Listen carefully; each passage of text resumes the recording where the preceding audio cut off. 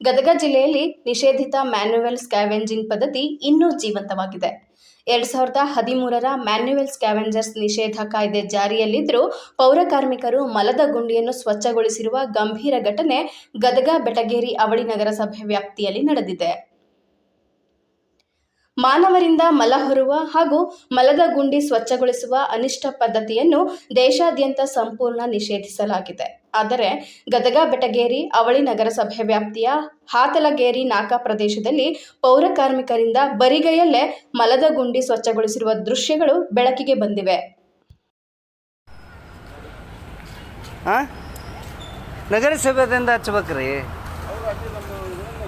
ಅಲ್ಲ ಇರಲಿ, ಹಂಗೆ ಇದು ಮಾಡಿಸ್ಬಾರ್ದು ರೀ, ಕೈಲಿ ಮಾಡಬಾರ್ದು ರೀ. ಇವ್ರೆ ನೀವು ನಗರಸಭೆದವ್ರು ಮಾಡ್ಬೇಕು ಇದನ್ನೆಲ್ಲ. ನೀವು ಯಾರು ಮಾಡ್ತೀರಿ? ಕಾನೂನು ಬಾಹಿರ ಅದರ ಗುರ್ತೈತಲ್ಲ ನೋಡ್ರಿ. ಅದು ಟಾಯ್ಲೆಟ್ ಎಲ್ಲ ಪೂರ ಹೊರ ರೋಡಿಗೆ ಬಂದೈತಿ. ಇವ್ರು ನಿಮ್ಗೆ ಯಾರು ಹಚ್ದವ್ರು? ಹಾಂ, ಅವರೇ ಹೇಳಿದ್ದ.